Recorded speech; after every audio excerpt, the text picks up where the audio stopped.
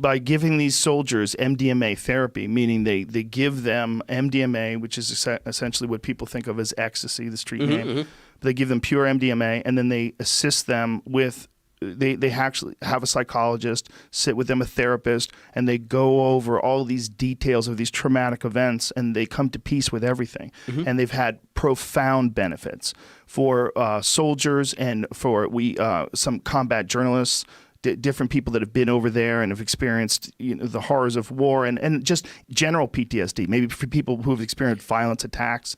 It is shown to be one of the very best things we've ever discovered for helping people get past something. So here's, to me, and I'm thinking about this on the fly because this is stuff I don't think about very much, but there's a complex moral equation to the extent that if you're talking about somebody who has PTSD, somebody has a condition, and the only way to help that condition is to use these drugs, I've never had a problem with any of that stuff, right? I mean, my grandfather was schizophrenic, and maybe bipolar, maybe schizophrenic. The diagnosis is not exactly clear. They prescribed him lithium and made him a lot better. Would he have been better off struggling with the schizophrenia? Of course not. It's much better that he should have the lithium and then be able to live in his rational mind. So when there's a problem, using drugs to get past it and work with it is a good thing.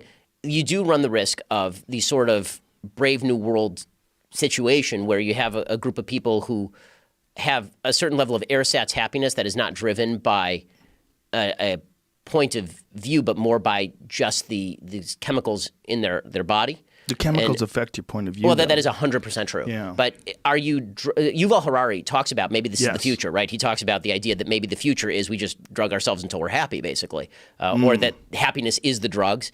Because if you're a scientific materialist, that's what it is. Happiness is just a bunch of chemicals flowing throughout your body. So if you can bring them in without self-change. But I do wonder whether that robs people of a certain level of purpose, that the struggle is part of being human. I think we're changing what it is to be human just by carrying around phones and just... I mean, that's true. But I think that's, again, one of the things that I think makes being a human worthwhile is the idea that you are struggling. Like I think the struggle is actually meaningful. And I think that's why religions tend to set prophylactic rules, sometimes for good and sometimes for ill. So, for example, I'm addicted to my phone. I mean, there's just no question, right? It's in my hand all the time. But from Friday night to Saturday night, it's off. I can't look at it. I'm forbidden from looking at it. And this breaks the cycle, at least for one day a week. And that's a good thing that makes me better as a human being because it's a limit I set for myself and then a limit that I abide by.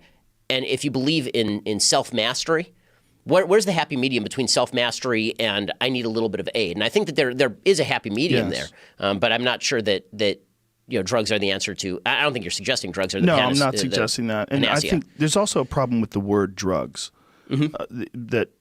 Everything is under that blanket, and that blanket can be entirely negative or extremely positive. And I mean in the generic. But there's a problem. I use it too. I mean, it's not accusing you, but that term. It's a problem. It's a problem term because what these are substances that are psychoactive. And some of them can be extremely beneficial, and some of them have short-term experiences that last with long-term results. And I don't think that there's enough knowledge that I don't think the people that are negative against it have experienced enough of it or have looked at it in an objective, rational way.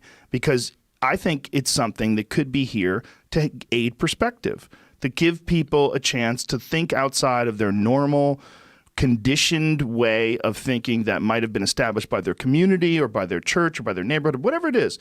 Sometimes a little bit of a break, a little bit of a mental break from what you're experiencing and the vibration that you exist on almost every day, to separate from that and to get a look at it from the outside, sometimes it allows you to have a renewed perspective that can enhance your life greatly.